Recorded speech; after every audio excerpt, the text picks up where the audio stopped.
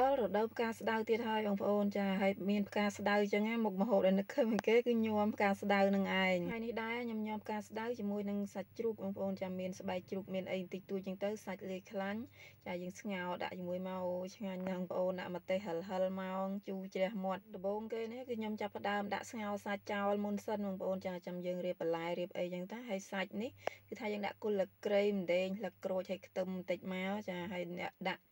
អំបិលស្ករប៊ីចេងតិចតិចមកឲ្យវាមានរសជាតិឡមចាកុំឲ្យសាច់យើងវាសាពេកចំពោះបន្លែវិញមានត្រសក់ការ៉ុតស្ពៃក្តោបខ្ទឹមបារាំងហើយនិងប៉េងប៉ោះចាខ្ទឹមសខ្ទឹមក្រហមម្ទេសចាក្រូចអីចឹងទៅហើយនឹងមានជីគ្រប់មុខចាតាមយើងចំណូលចិត្តហើយតួឯកគេហ្នឹងគឺថាផ្កាស្ដៅនឹងឯងពោះបន្លែយើងវិញគឺថាយើងយកទៅលាងទឹកលាងអីបាន3 4ទឹកឲ្យវាស្អាតមកពោះស្ពៃក្តោបនេះគឺយើងហាន់ជាសរសៃចឹងមកហើយត្រសក់ក៏ហាន់បែបរៀងទៅឲ្យមានសរសៃចឹងដែរមកចាខ្ទឹមបារាំងឲ្យពុះជា2ហាន់ប្រទះស្ដើងល្មមចាចំពោះខ្ទឹមបារាំងខ្ញុំចូលចិត្តញ៉ាំបងប្អូនចាញ៉ាំយើងប៉ះមួយមកជ្រប់រៀងផ្អែមឆ្ងាញ់ការ៉ុតនេះវិញយើងឈូសជាសរសៃចឹងមកនិយាយមែនបងប្អូនចាឈូសការ៉ុតនេះគឺថាស្រឡាញ់សរសៃហ្នឹងមែនតើអាប្រដាប់ឈូសហ្នឹងតែងតាំងពោធិ៍សាត់មកមិនលេងថេងណាចំពោះប៉េងប៉ោះនេះវិញគឺមានតែប៉េងប៉ោះ cherry នេះទេបងប្អូនចាបាទធំនេះមានមួយចាព្រោះអីកម្រងការអត់បានថាធ្វើអញ្ចឹងមានតែអាតូចនេះដាក់តូចតែម្ដងទៅហើយចំពោះទូទឹកកកខ្ញុំបន្លែគឺថាប្រមាណមុខហ្នឹងគឺវាអត់សូវដែលដាច់ទេអញ្ចឹងចំពោះញាំគឺថាងាយស្រួលចាបន្លែវាមានស្រាច់ចឹងក្រហមនេះដាក់2មើមដែរចាយើងហាន់ស្ដើងអញ្ចឹងតឹងអញ្ចឹងដូចគ្នាខ្ទឹមសនេះច្រាំក៏បានបុកក៏បានដែរតាមបងប្អូនចូលចិត្តហើយក៏ត្រៀមក្រូចឆ្មានេះ2 3 4ផ្លែអីចឹងទៅចាតាមយើងចូលចិត្តជូរមិនជូរអីចឹងណាបងប្អូនចាហើយក្រូចឆ្មាខ្លះវាមានទឹកខ្លះក៏វាមិនសូវមានចឹងទៅបើម្ទេសវិញគឺថាដាក់តាមបេះដូងចាចូលចិត្តហិលប៉ុណ្ណាហើយចំពោះសាច់ជ្រូកវិញគឺថាយើងហាន់វាជាសរសៃឆ្មាអញ្ចឹងមកចាទាំងស្បែកទាំងសាច់អីហ្នឹងចាយើងហាន់វាចឹងមកស្រួលញ៉ាំចានិយាយទៅបន្លែញាំសាច់អីហ្នឹងគឺថា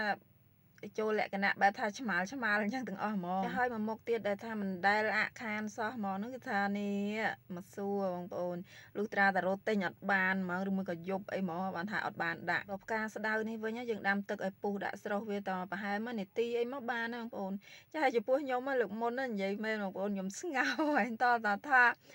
ស្ដៅនឹងឡើងពណ៌លឿងអស់លីងចាអត់ដូចឥឡូវឯងលើកមុនដូចថាចាញ់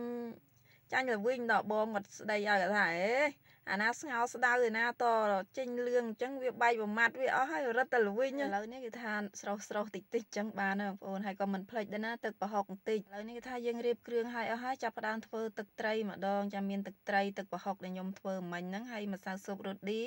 ប៊ីចេងស្ករត្នោតហើយក៏ស្ករសដែរបងប្អូនចាពីរមុខហ្នឹងគឺថាខ្ញុំដាក់ដូចគ្នាហើយបន្ទាប់មកទៀតហ្នឹងគឺថាក្រូចឆ្មាចាយើងដាក់ឲ្យមើលឲ្យភ្លក់មើលតាមចូលចិត្តទៅបងប្អូនចាខ្ញុំត្រូវដាក់អំពិលទុំទេប៉ុន្តែចាដុតអំពិលវាអត់ស្អាតចាវាមានសម្បកលាយមកច្រើនញ៉ៃខ្ញុំខ្ជិលត្រង់ខ្ជិលច្រោះអីអញ្ចឹងដាក់តែក្រូចតែម្ដងទៅហើយមានខ្ទឹមយើងធ្វើមិញហ្នឹងខ្ទឹមសខ្ទឹមក្រហមម្ទេស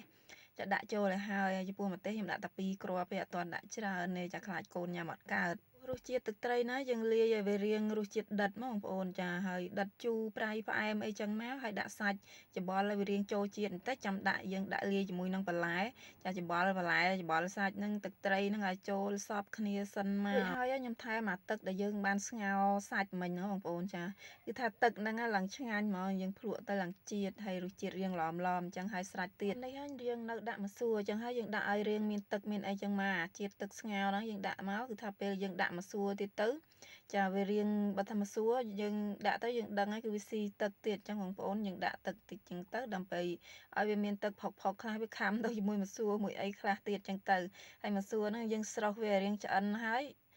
ដាក់ក្នុងទឹកត្រជាក់ហើយកាត់វាខ្លីៗចឹងមកចាដើម្បីស្រួលញ៉ាំចឹងណាយើងភ្លក់រសជាតិឲ្យត្រូវមាត់សិនណាបងប្អូនចារសជាតិប្រៃជូរផ្អែមអីតាមចំណូលចិត្តយើងសិនចាំយើង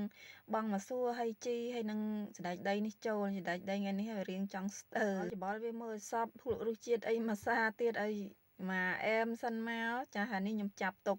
ឲ្យអ្នកអត់ចេះញ៉ាំស្ដៅដែរហើយផ្ទះខ្ញុំនិយាយមែនណាបងប្អូនចាញ៉ាំតែខ្ញុំហើយនឹងគ្រួសារខ្ញុំទេច្បល់រួចហើយសូមភ្លក់ម៉ាត់សិនចាភ្លក់ត្រូវរសជាតិហើយបានចាប់ទុកឲ្យ ស្មីក្មេងចឹងណាតាំងអាក្មេងណាអាកូនធំមួយនោះទៅក៏គេអត់ចេះញ៉ាំដែរគេថាមិនតាន់ហ៊ានទទួលស្គាល់រសជាតិស្ដៅហ្នឹងឯងបើថាម្រះគេចេះញ៉ាំហើយតែឥឡូវស្ដៅនេះគេអត់តាន់ទទួលស្គាល់ទេបងប្អូនញោមស្ដៅយើងគេថារួចរាល់ហើយបងប្អូនតំណងហ៎ចាអ្នកណាដែលចូលចិត្តញោមស្ដៅខ្ញុំជឿថាគួរឲ្យចង់ញ៉ាំតែបើថាអ្នកអត់ចេះវិញអត់ដឹងទេហើយវីដេអូធ្វើម្ហូបយើងនេះគឺថារួចរាល់ហើយចាសូមព្រោះសិនចាបងប្អូនជួយ follow page like និង share និងមួយផងដើម្បីទទួលបានវីដេអូថ្មីៗជារៀងរាល់ថ្ងៃអរគុណច្រើនបាយបាយ